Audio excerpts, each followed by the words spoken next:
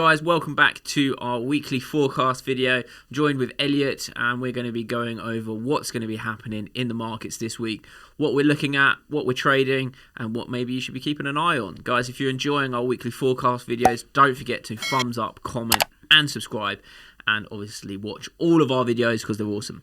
So today we're going to get started with euro against the US dollar. As you can see, we're still in this range level here, and it's quite frustrating, to be honest, with actually looking to trade it. Again, we haven't pretty much touched this for, I'd probably say it's the start of October. I've been staying away from it. There's nothing really that we find interesting on here.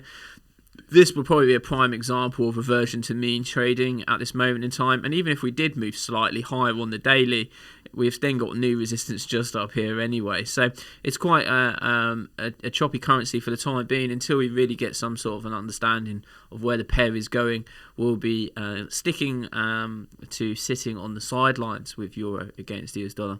But for those that like trading euro US dollar and they like getting in and getting out, a lot of traders have been messaging us on our community platform that we have on Samuel & Co Trading, and they've been talking about how they've been taking ins and outs, just following the 15 minutes trend with cluster 2.0, getting in, getting out of previous highs, getting out R1 levels, and taking these trades, and then reversing when the market goes the opposite direction.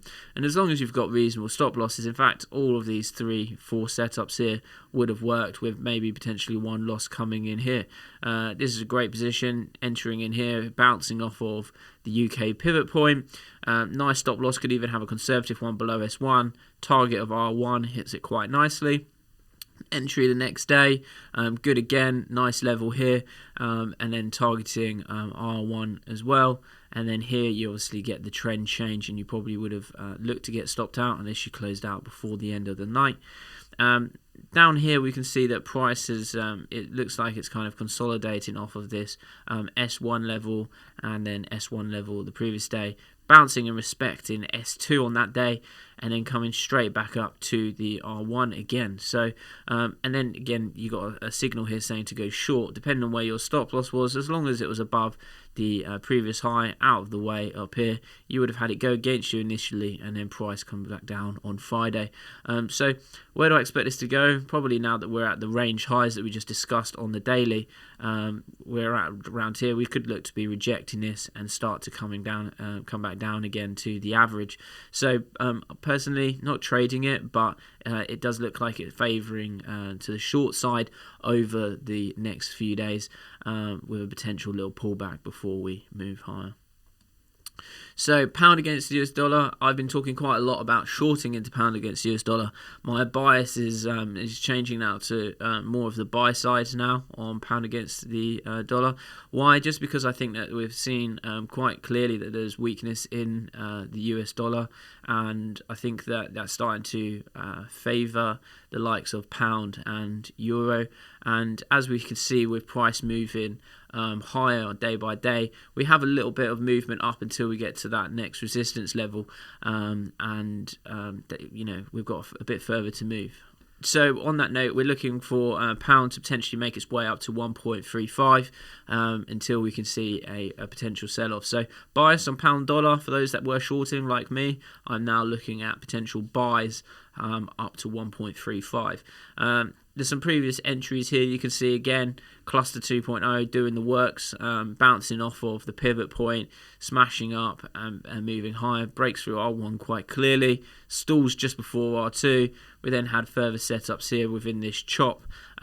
Interestingly enough, price came down to S2, which was also the previous pivot point here, before making its way higher again. So looking to buy into spikes using wide stop losses, just based off the fact that we could still get some negative news about Brexit. Don't think we will, but we'll cover fundamentals in a little bit with Elliot.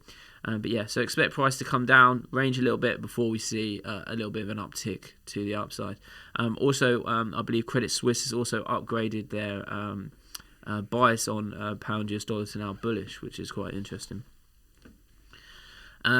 And obviously, we've been talking about US dollar against the Japanese yen continuously now for the last sort of 4 weeks, even longer than that. And our prediction last week, this is last week's snippet here, where we thought that price would break through that level and then come back up, retest that 104 level before then selling back off again. That was what our prediction was last time, and this is what has happened. So we had price completely break down and then zoom straight back up again, which we were waiting for a retest off this level, but the market rallied off the back of the vaccine positive news. We saw a bit of strength coming into the US dollar there, and it then completely stalled like it has done previously before that we've predicted, and started to sell off. So we spoke quite a lot about how we was looking to take US dollar yen short sales last week, and as you can see, it completely panned out. This week is going to be no different. I expect us to see a slight bit of a rally to the upside. That could be caused, usually the spikes to the upside are caused fundamentally. That could be something as simple as the vaccine getting FDA approved or fast-tracked or something along those lines. See a little bit more of a movement to the upside like we did previously here, but that will soon fizzle out and start moving back down again. And US dollar yen, you can see multiple entries here. We can see the spike initially off the back of that news, and it just, it was very short-lived, the move to the upside. A great signal there from Cluster 2.0 saying to short sell on the rejection there of R1, coming back down there. We know that some of the traders actually in the live accounts got short in here and also up here on the US dollar yen to move down. And I've highlighted with the blue line the pivot point. As you can see, price is completely weakened below the UK pivot point each day, and you can see price following that movement and continues to break down, followed by another entry signaled by Cluster 2.0, rejection around the R1 level, and then selling back off to the lows. And that's what we look for, for it to carry on with that sort of momentum, move back up here to probably R1. We may even see a little bit of an uptick to R2, but then to see that weakness come back into the market. So I am again sitting on the sidelines on Euro US dollar, although I'm overall biased short because we're at range highs. Pound dollar I'm actually long up to 1.35, and US dollar yen I am looking for short sales, again shorting into the spikes like we have been doing over the last sort of 3 to 4 weeks. And I'm going to be handing over to Elliot now, who will be discussing what's been happening this week and what to keep an eye on for in the fundamentals going into this week as well. So we start off on the fundamentals, looking at last week, the week that's just gone. The week sort of took a similar start that it did the previous week, where we saw the news from Pfizer, the positive news on their vaccine, the 90% results. Moderna then came out on Monday, and theirs obviously beat Pfizer by just over 5% or just under 5% efficacy rate, which again, very interesting, great results. Doctors were coming out, specialists were coming out before and saying anything above 70% is, positive. So to see them in the 90s is, obviously great news for the markets. We saw a rally, especially in equities, so risk on. Saw obviously the dollar spiked up as well. However, that was sort of short-lived. Again, the equity markets are still looking what's going on now. Obviously, it's great to have this positive vaccine news that's going to be coming out sort of the next few months, potentially depending on, the distribution. The sort of the advantage the Moderna vaccine has over Pfizer is the temperature it can actually be stored at. So we mentioned on the last episode that Pfizer has to be stored at like freezer temperatures. Yeah. So obviously making distribution quite difficult. Whereas Moderna's, they're saying that they can be at regular like fridge temperature, so between 2 and 8 degrees for up to 30 days, which will obviously make distributing this vaccine across countries, especially across the USA, a lot easier. So yeah, that's positive news. We then saw the WHO come out and say they're actually warning against doctors using Gilead Sciences drug remdesivir, which we know Trump obviously took to help with his how weird his recovery against COVID. So that's due to, they're saying that they don't actually see any evidence that it helps with stopping people having to go onto ventilators once they're in hospital, which is what it's been used for. It's obviously not the vaccine; it's to help the recovery once you have COVID. Do you think that's political? Because let's put it this way: why would doctors that are looking after at the time one of the most important people in the country give him a drug that they feel that wouldn't be beneficial for him having it?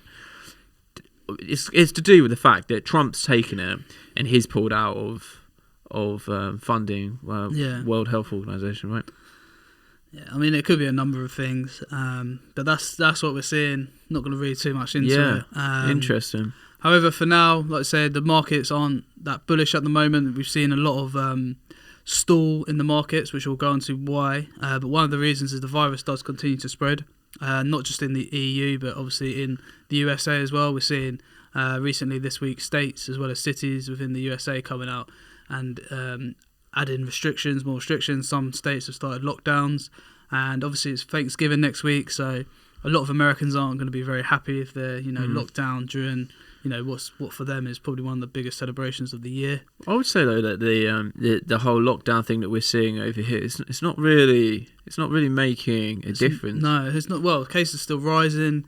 Obviously, it's still quite early. There's normally like a 10-day lag, right, from the start. Well, we have had. It's been how long now? Two weeks. I also feel like this lockdown is very different. It's very more relaxed, much more relaxed. Yeah, like basically you can't go to pubs. That's this lockdown. Pubs and restaurants. Yeah, that's it. Yeah, like. I mean, you go to parks; they're still full. It's, it's crazy. Yeah. You've got schools obviously still going. People could still go to work. Yeah, it is a lot more relaxed, and obviously that's why we probably haven't seen the complete slowdown that we sort of saw previous lockdown. Quite early on. Yeah. However, so we also saw on Thursday, Mnuchin and Powell had a bit of a fallout, a disagreement on the Fed's lending facilities. So this is sort of buying up corporate bonds and helping businesses with loans. Mnuchin is saying that the recovery is ahead, that they don't need to continue to do these facilities. However, Powell is in disagreement and thinks that these need to continue at least into 2021. So that's caused a bit of issues. We saw a bit of sell-off in the US equities after the close on Thursday evening. We think it's down to that. We also saw retail sales come out this week. Held up well, especially in the UK, which is a positive sign going forward. And obviously, we continue to see quite a good recovery in UK shares compared to US. Again, FTSE's made new highs this week from the previous week, whereas Dow sort of failed to do that. It's still failing to break that sort of. Have we added FTSE into this week? We haven't added FTSE. No. Well, it's just gone sideways now, hasn't it? So it's not really. But yeah, we're looking at Dow again. Last week we saw that touched the 30,000 level pre-market. We saw that similar thing happen again this Monday with the vaccine news. However, it then sort of sold off again. It hasn't sold off as sharply as it did last week, so it's just holding this 29.2 level. And we've seen sort of, this is from Thursday, Friday, sort of just seeing sideways movement. There's a lot still to be answered in terms of the markets that we're going to go through on the next slide. And I think that's just sort of holding up the market now. It's sort of stuck between, this positive vaccine news and then this, like, what the actual virus is doing now for the economy. And I think the market wants more stimulus in the form of whether that's from the Fed or whether that's from Washington. So we are sort of stuck a bit, a very tight range for the Dow compared to what we're used to seeing over the last couple of days. I think we're just waiting now for this sort of some news either way or another. So talking of the news, what is that? So obviously, like I say, we're in a bit of a market paralysis. There's big macro events that are going to affect the markets, and it's all coming to sort of a heed now. Whereas Trump still hasn't officially conceded. Yeah. Obviously, if you read the mainstream media, they're treating it as Biden's already the next president. However, Trump sees things differently. I think the market wants more Fed stimulus. I think that's heating up as well, the Trump concession, and because he's getting more aggressive now on saying in like Pennsylvania there's been 20,000 dead votes found. Yeah. He's saying the same in Wisconsin. They look like they're building some solid evidence as well for the court cases. And I mean, what happens if those cases are going through in early January? Can they bring in Joe Biden once with all this stuff as a cliffhanger? It's very interesting to see, and I think that's going to add some concern to the markets as well. Yeah, I think they just want it over and done with now. The longer it drags on, the more uncertainty builds. And, is there something to what he's saying? I've seen there's been a few thousand missed counts, but, is there more to it than that? Because obviously that's not going to make a difference. Yeah, well, they're saying that the ones in, I think it's in Wisconsin, or no, sorry, the ones, I think, apologies if I get it wrong, but it's either Wisconsin or Michigan, was 157,000 votes. Okay. So they're saying it's huge, and they're saying that that's what switched the lead from Trump being out in front to. Because I know they did the recount in Nevada, I think, came out, and Biden's still ahead. Is he? Yeah. So, but yeah, it might be. It's different across different states, isn't it? Yeah. Yeah, I mean, what depends who you follow, really. If you follow Trump, you probably think one thing. If you follow Biden or the mainstream media, you think he's now gone on about the machines that do the counting. Oh, who are they? Dominion, isn't it? Yeah. Yeah, they're basically saying that they're made in China, and one of the Canadian. I can't remember who it was. He came out and was from Canada and came out and was saying that.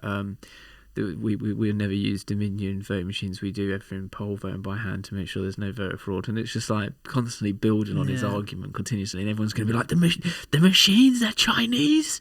They can do whatever they want, Yeah. Trying to get involved again in the election. So obviously that's still, to come, the Trump concession. I think the markets want some more stimulus, whether that's from the Fed or the stimulus bill coming out of Washington is still... I'm in an RN over what that amount will be. Obviously, the Democrats, they're still holding out for like a $2 trillion bill, whereas, Mnuchin and the Republicans are looking more towards $500-600 billion. I mean, it's crazy numbers the way you look at it. Yeah. We're also looking to see if Lagarde, she comes out and does some more stimulus for the ECB. Again, that will be positive for European markets, markets in general. Brexit, again, I mean, look, it's so back and forward, isn't it? I mean, the latest I've seen is that Johnson's been handed a letter telling him to stop negotiating with the EU now from Brexiteers. They're just saying it's gone on for too long. Also, the UK is looking to announce a deal with Canada imminently, which is, again, sort of positive looking outside of the EU for the UK. Obviously, nowhere near as big as what a Brexit deal, an EU deal will mean for the UK, but it's still positive to see we're making these because that's Japan, agreements. Brazil, and Canada. Also want to see sort of more news on the length of lockdowns. Will these lockdowns be extended? Obviously, the UK is due to come out on the 5th of December, I believe, or the 3rd, which isn't too long away now. Sort of, towards the end of next week. And then again with the US going back into lockdown, how long will these lockdowns last? The vaccine rollout, more news on that. Will it get approved in the EU? Will it get fast-tracked through the FDA? When will that happen? And when will they be able to start rolling them out? They're sort of, the latest I've seen is sort of mid-December, they're hoping. Yeah.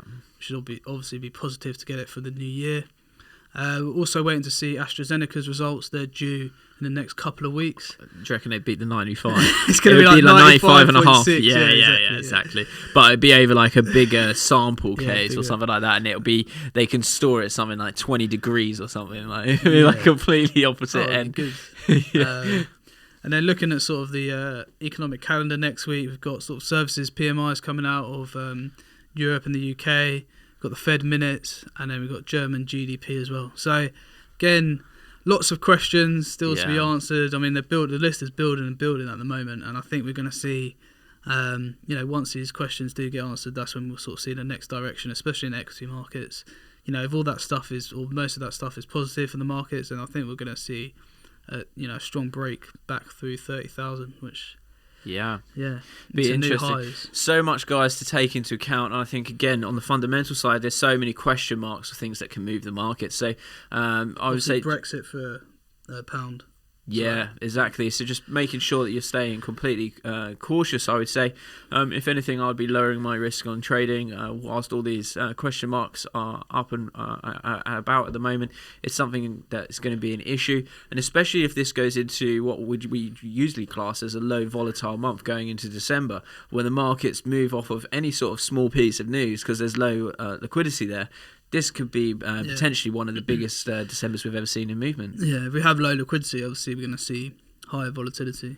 Yeah. So, So it'd be very interesting to see. And December is usually a great month for just getting in and out and scalping on technicals. But with all of this overhanging, who knows what's going to happen through December? It could be a very spiky month. So again, be very conscious and cautious of what you're doing.